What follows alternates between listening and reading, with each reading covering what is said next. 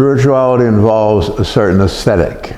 It's a place that we are in 24 hours a day, all of our life, whether we're in the prison yard, at home, giving birth, eating, drinking, being happy or sad.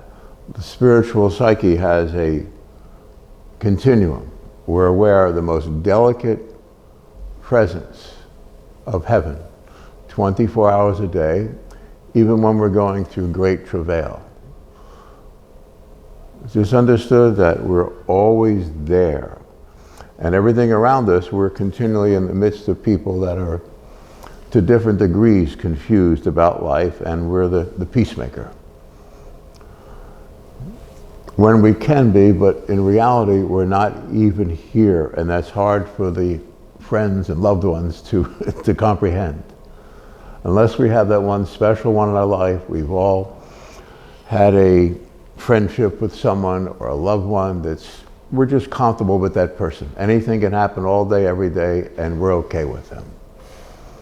I certainly have certain buddies like that where we're together. It doesn't matter what we're doing, saying, happening.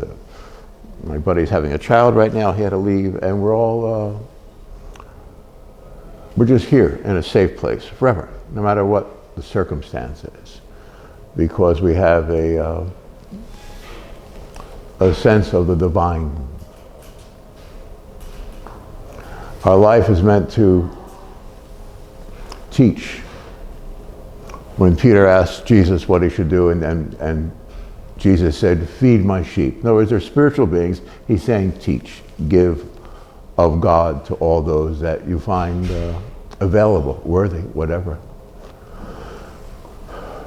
Moving into that ascetic, it's a place within your heart. You can begin sitting quietly on a chair, and you can have a confront on a friend who's this way.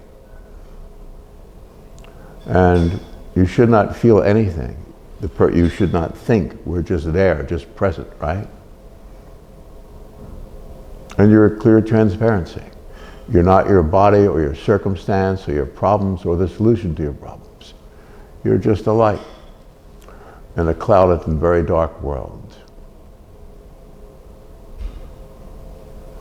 And from that, you're available in this aesthetic, in this confront on reality, 24 hours a day to help pull friends, loved ones, any decent fellow we meet out of the morass, out of the burning fires, the subterfuge of disbelief and faithlessness. We're always there for a person 24 hours a day, and we can switch personalities, persona. We can be a little different, a little more the same, a little powerful, gentle, according to the circumstance and the person. But inside, we're always quiet. Understand? So we see through everything. And you'll be that way for the rest of your life. You have been that way all through this life. This is the way, the aesthetic, the peace. And the only work of it is to transmit this understanding, this quiet, this knowledge to every human being in the world.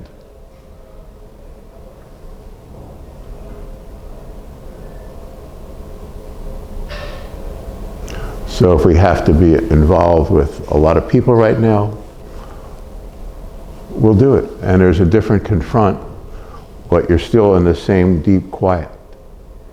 You'll be here for the rest of your life. This will not change. And all the images, the subterfuge of this world will come about you, and you'll get deeper into your practice, into your quiet. You're always aware. If you want to sit quietly in your chair like I'll do 8 hours different at some point, you can do it. Or not do it. But you'll always be in this place, always available to do the next thing, and everything is guided. Even the crazy stuff. And the Almighty will step in very sensitive ways to make it right within a thousandth of a second.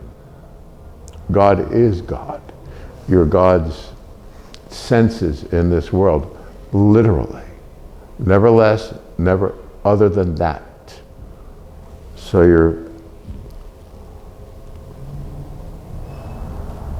the front piece of God. You're the first page for the world. And when you meet someone that's decent and kind, you can turn to page 27 right off the bat and provide a deeper sense of this aesthetic, this purity, this beauty, that God is everything. My buddy Greg does the camera work here, and he had to leave, so we got Rob, the owner of the gym here, Powerhouse in Redwood City. He's sitting back here on the camera, and it's just like he's having a grandchild, a little girl right now, so he had to run to the hospital, and but the room was filled with all this spiritual light and purity and wonder, and I was just saying that that's, you know, that the granddaughter is already with him, and he's with her, and it's all, if you're spiritual, you sense the deeper reality of it, and the physical form becomes nothing. When I was at Rob's child's birth, my buddy Vental Rinpoche, the great Lama from Tibet, he came there to bless her at the birth, and we knew everything about her before, during, and after. And we were together in the Pure Land during the birth, but did not interfere with the hospital staff or the wife, mother. We're just there to make it all, greeting an old friend. But we're all transcendent of this place.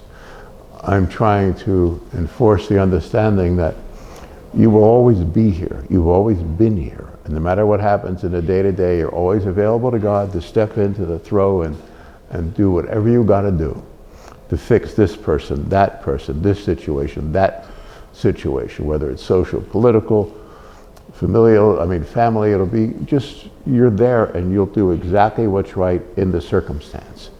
All you have to do is remember to be inside like this. Quiet, gentle like a little baby lamb. And in that you'll see through everything. Talked about the monk friend in India that, the mountains up there that sat in an enclosure for the rest of his life. But you could feel the presence, and that person is here now, I feel. Feel him, don't you? So when people are that deep in this, confront this aesthetic sense of life, the senses are so delicate and pure and beautiful. Not weak, delicate where you pierce off into the distant universes of the divine, of our true nature, our true self, our true soul. So no matter what's going on in the world, we stay in this condition. It's been called illumination, nirvana, God consciousness, the beatific vision, the vision that Aldous Huxley described so well. It just is. You just are. We are a spiritual presence, not a body. That's what's been called Maya, the illusion, in Eastern mysticism. And when you have this delicate confront and sense of God and eternity, then you'll understand why it's called an illusion and Maya. Yes, it's horrible and painful, and it's on us more than it's on the average person. But we don't take it to heart. We know what it is. It's an actual force, satanic, evil, whatever. But if we know that and everything's projected by that, then we can walk through the valley of despair. For God's with us. We're with God. And it's not God up there, we're God's senses. Literally. Stay quiet. Be aware. You'll understand everything. And not that circumstances and people near you that are having a little problem with each other are, not that it's not heartbreaking often, but we do what we can. And that's why spiritual people have always drifted off to the mountaintop retreat, or they hid in the kitchen, or, you see what I'm saying? Give me anyone anywhere. The most spiritual people are probably moms or dads somewhere, or a little 14-year-old kid that is aware of everything and wondering, what the hell is this? But doing all they can to transmit the understanding, the wisdom, the kindness of Almighty God. You are that instrument. You're quiet inside. You're not here. It's not a mental intent. It's a delicate full expression of your own soul, your own heart. It can only be touched by the heart. You cannot understand it in any other manner. It's something that just is. So whenever you're with anyone, they'll feel safe. You're not initiating or stopping anything. You're quiet, and you'll always be available for that delicate push to either communicate or not, to listen, to provide some understanding. And normally it's play acting to make the person comfortable, but it's with a utterly delicate sense of the psychology of the individual you're talking with.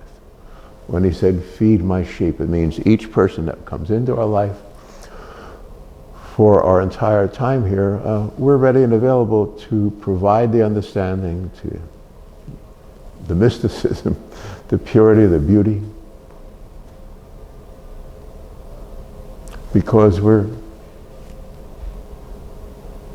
oh so quiet inside, aren't we?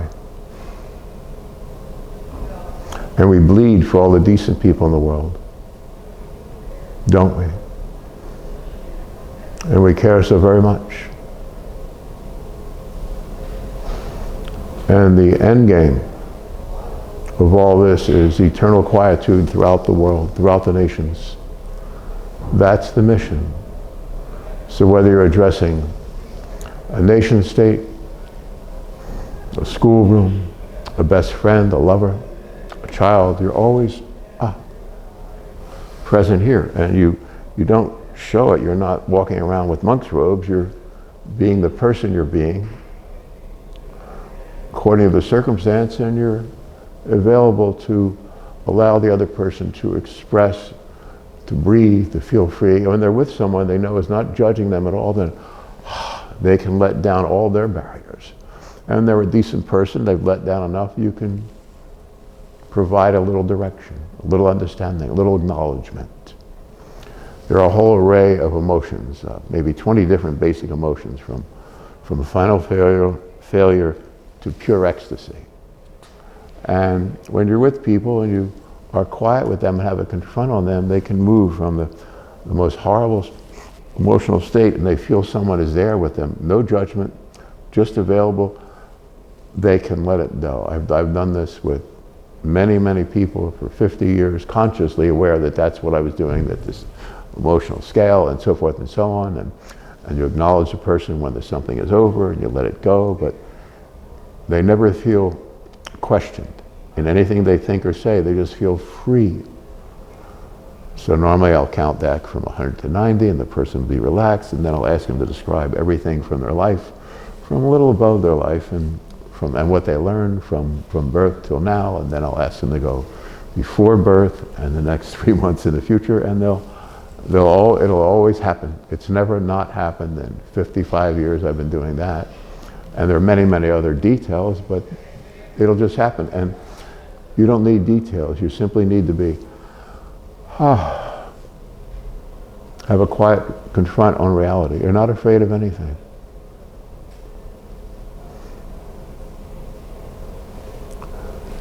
Remember being in a combat situation this was Vietnam 60 years ago with my buddies Joe, the mortar sergeant, and my buddy Robert, and others, and we were always aware of each other, even though it was absolute hell happening around us and at us and from us, and we were always aware of each other because we're in our soul. I always felt my mom's presence with me, or my friend Teresa, just wherever we went, or my dad. I felt like it was him, not me. Do you understand? So you can be in any circumstance, and if you're conscious, there is no circumstance. There's only that which should not be named, the holiness of eternity. You are God's senses in this world again. So spiritually, you're quiet inside. Do whatever you have to do to get there. Know that every little thing that's out of whack is from that sorcerer, the devil, and it's just fear-based. So if you can get very quiet about everything, then you can get all the projector of this thing, put in between two fingers here. It's all shaking there, and I do that, and absolute peace. Do this for the whole world. It had to happen somewhere in eternity, one infinitesimal subatomic particle, a trillion times smaller than that. And when you feel the grace and dignity and purity of God's atmosphere, then saying something like that, well, pain is real, well,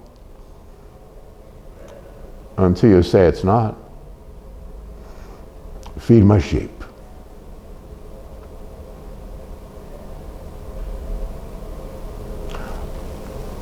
Take this morass, this ugliness out of the picture by not believing in it.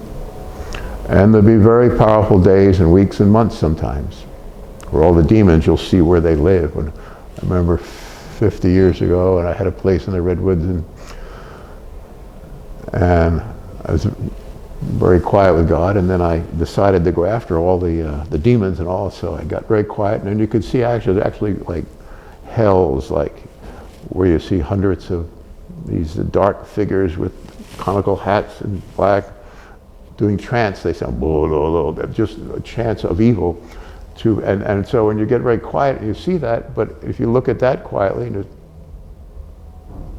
you overcome everything. So I looked under every rock into the future to find out what I had to do in my part, in our part, to quiet everything down, to put out the fires, to provide grace and dignity to everyone we care for, everyone we trust, everyone we believe in.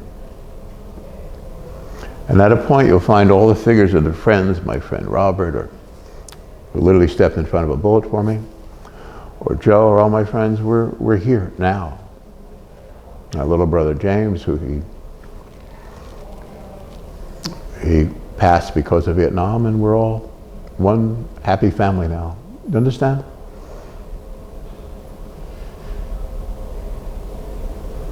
You are the grace and dignity of Almighty, everlasting, infinite God. The great writer Goethe wrote, he said that we're guilty without wanting to be and innocent without knowing. In other words, if you're a spiritual person in the world, this is very important to grasp. You fell into this out of infinite compassion, decency, and kindness. And everything it's done to you by this dark thing, the devil, was a setup. So all your conditioning is not your conditioning, it's what's been thrust upon you, and you accepted that. And then spirituality is in part walking away from that and realizing that we'll feel compassion and very humble towards everyone we believe we hurt in any delicate way, yes, because we're human beings, spiritual human beings. And at the same time, you'll have a full knowing that you are the grace of God, and at a point you'll be free of everything, innocent without knowing. I mean, when you are innocent, because you're intimately in touch with God, that innocence is so delicate that you never really believe in yourself ever. And that's your biggest problem in life, is how humble you truly are. If you retrace your steps through that understanding, you're not going to make a stand for yourself, but you'll make a stand for the other, won't you? Won't you?